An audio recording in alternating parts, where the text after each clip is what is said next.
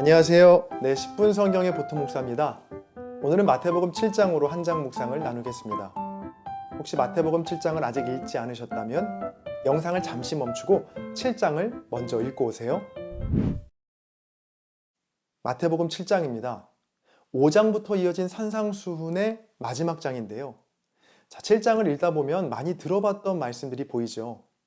들보와 티의 비유, 구하라, 찾으라, 두드리라 하신 말씀, 또 황금률이라고 불리는 남에게 대접을 받고자 하는 대로 남을 대접하라는 말씀, 또 좁은 문으로 들어가라는 말씀, 열매가 중요하다는 말씀, 또 주여 주여 하는 것보다 아버지의 뜻대로 행하는 것이 더 중요하다는 말씀, 마지막으로 반석 위에 세운 집과 모래 위에 세운 집의 비유까지 더 이상의 설명이 필요 없을 정도로 우리가 너무도 잘 알고 있고 또 읽기만 해도 이해가 가는 말씀들입니다.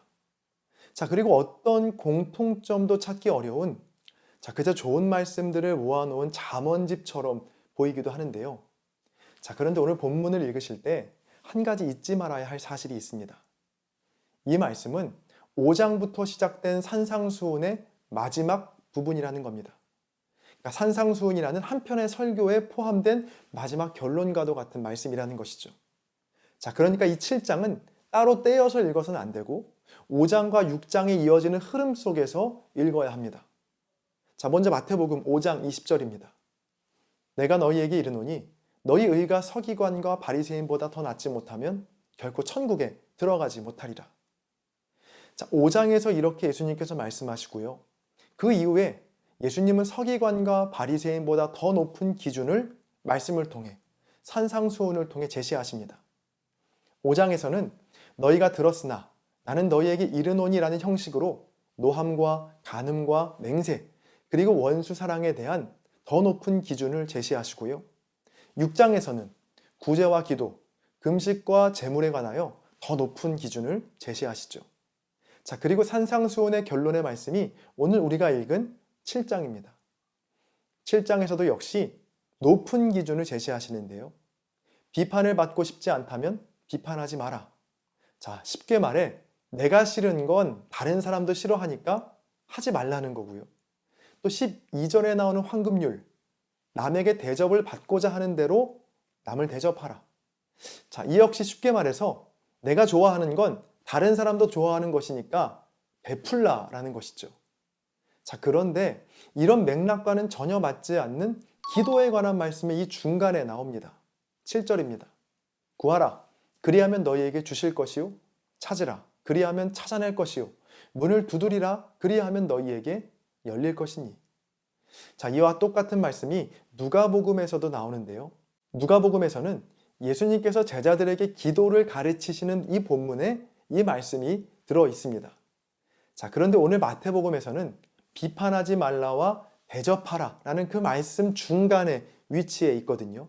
그래서 누가복음에서는 이 말씀이 구하고 찾고 두드리며 기도하라는 것에 강조점이 있었다면 마태복음에서는 그것보다는 뒤에 나오는 무엇을 구하든 가장 좋은 것으로 주시는 하나님의 성품에 강조점이 있다고 봅니다. 우리가 무엇을 구하든 가장 좋은 것으로 주시는 하나님, 그 하나님을 진실로 믿을 때 다음 12절과 같이 고백할 수 있다는 겁니다. 12절.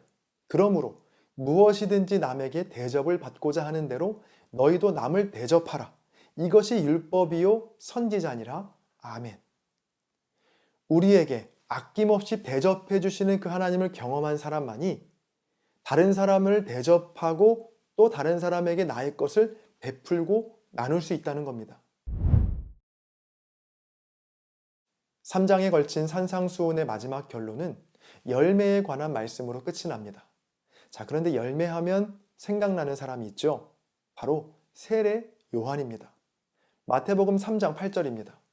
그러므로 회개에 합당한 열매를 맺고.